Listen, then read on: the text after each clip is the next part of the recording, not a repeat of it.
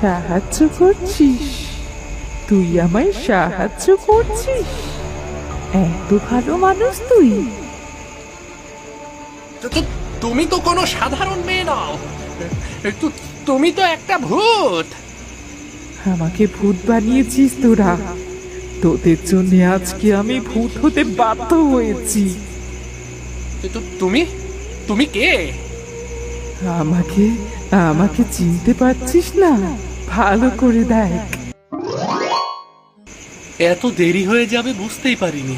আর একটু তাড়াতাড়ি বের হলে হয়তো ভালো হতো। এখন যে কি করি আমি, রাস্তাও তো চিনতে পারছি না। আপনি কি পথ হারিয়ে ফেলেছেন? আমি কি আপনাকে সাহায্য করব, যদি কিছু মনে না করেন? আমি আসলেই পথ হারিয়ে ফেলেছি।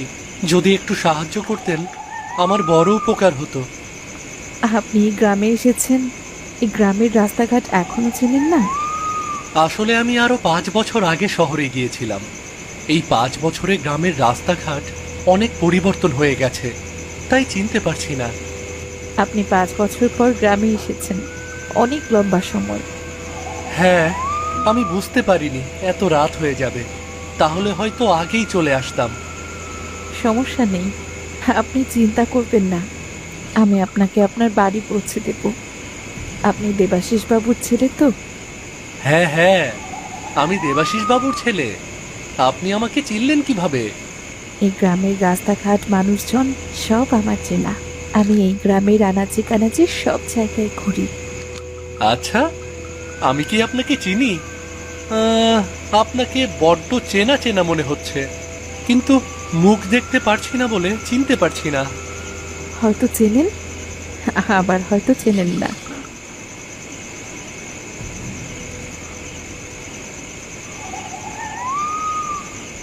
আমাদের আবার দেখা হবে। এই যে এই যে আপনার বাড়ি এসে গেছি। আপনাকে অনেক অনেক ধন্যবাদ। আপনি না থাকলে আজকে কোনোভাবেই আমি বাড়িতে পৌঁছাতে পারতাম না। অনেক ধন্যবাদ আপনাকে।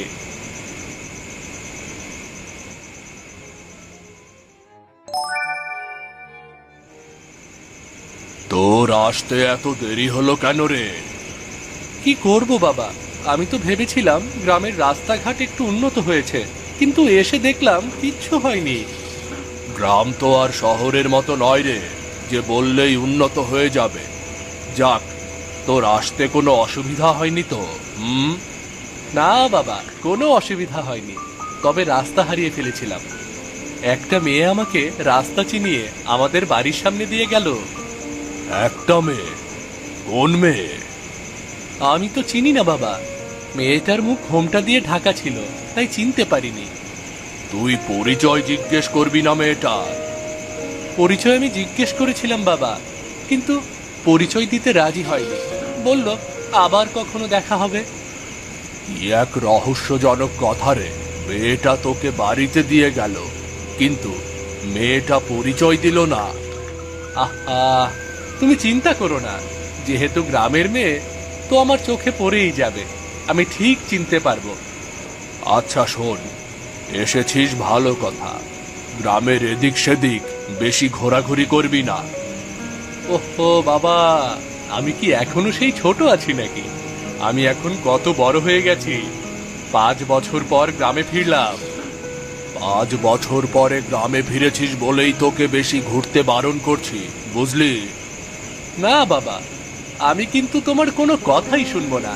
5 বছর পরে ফিরেছি, গ্রামটা একটু ঘুরে না দেখলে হয় বলো? তোর জেদের কাছে সব সময় আমি পরাজিত হই। আচ্ছা বেশ, যদি বের হোস তাহলে বাবলুকে সাথে নিয়েই বের হবি, কেমন? আচ্ছা ঠিক আছে, যখন বের হব তখন না হয় দেখা যাবে, ঠিক আছে? আচ্ছা আচ্ছা, এখন খেয়ে নে, আর বেশি কথা বাড়াস না, অনেক রাত হয়ে গেছে। ঠিক আছে বাবা, তুমি গিয়ে ঘুমিয়ে পড়ো, আমি খাওয়া শেষ করেই শুয়ে পড়ব, কেমন?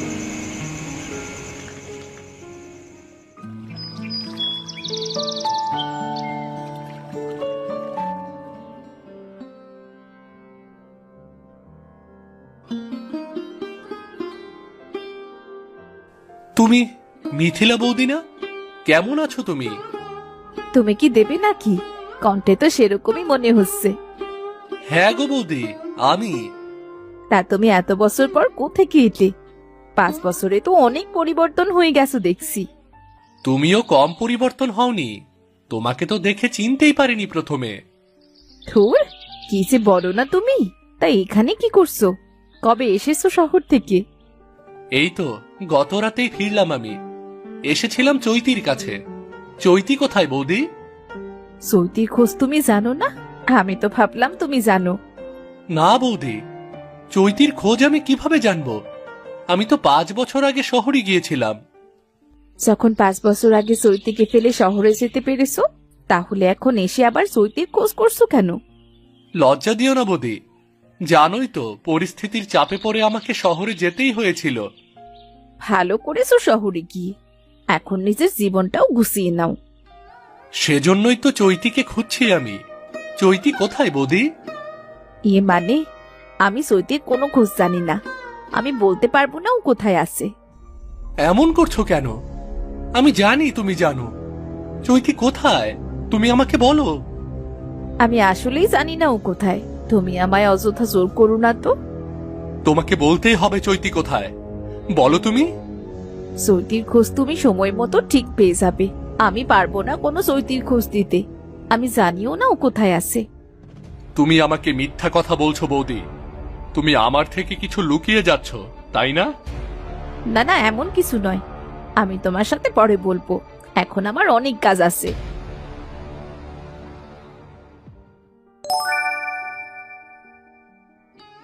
শুনছো, এবার মনে হচ্ছে গ্রামে একটা বিশাল গন্ডগোল বেঁধে যাবে। হুট করে তুমি এমন কথা বলছো কেন? কি হয়েছে? তুমি জানো 5 বছর পর দেবেন শহর থেকে গ্রামে ফিরেছে। কই না তো, আমার সাথে তো দেখা হয়নি। কবে এলো? এসেছে নাকি গত রাতে। আজকে সকালেই আমাদের বাড়ি এসেছিল। সে চৈতির খোঁজ করছে। বদমাইশ যেন কোথাকার। 5 বছর আগে চৈতিকে ফেলে রেখে গিয়েছিল, আর এখন আসছে চৈতির খোঁজ করতে। আমিও সেটাই বলেছি, কিন্তু ও মানতে নারাজ। যে করে হোক ও চৈতির খোঁজ করেই ছাড়বে। করুক, তারপর নিজের পরিবারটা ধ্বংস হয়ে যাক। তুমি কিছু বলনি তো? না না, আমি কিছু বলিনি। আমি আবার কিছু বলে ফেসে যাব নাকি? ভুলেও মুখ খুলতে যেও না, তাহলে দেবাশিস বাবু কিন্তু আমাদের আস্ত রাখবে না। জানি জানি, তারপর চৈতির মতো অবস্থা আমাদেরও হবে। শুধু শুধু মুখ খুলে আর কি লাভ আমাদের? দেবেন যখন একবার এসে খোঁজ পায়নি, ও বারবার আসবে। তোমাকে যত যাই করুক না কেন, চৈতির খোঁজ তুমি দেবে না, কেমন? দেব না দেব না, সেই ভয় তো আমাদের মধ্যেও আছে। তুমি কোনো চিন্তা করো না। হয়তো আমার সাথেও দেখা করার চেষ্টা করবে, বা দেখা হয়েও যাবে। দেখি সামনে কি হয়। আমার করছে ভয়। না জানি কোন জায়গা থেকে কোন গন্ডগোল বেঁধে যায়। চিন্তা করো না তুমি, কোনো কিছুই হবে না। আমরা চুপ করে থাকলেই হলো। মেয়েটার যে কেনই হাল হলো কি জানে। মেয়েটা তো কখনো কারো কোনো ক্ষতি করেনি। শোনো, ভালোদের সাথে সব সময় এমনটা হয়। চৈতির জন্য দুঃখ করে লাভ আছে? আমরা আমাদের কথা চিন্তা করি। হ্যাঁ হ্যাঁ, সেটাই সেটাই আমাদের জন্য ভালো হবে।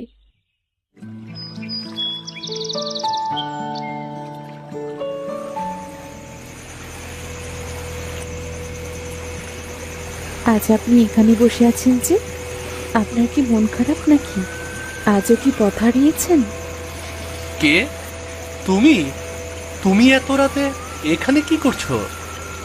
আমি এখান দিয়েই যাচ্ছিলাম, দেখলাম আপনি বসে আছেন, তাই আপনার কাছে এলাম। ও আচ্ছা।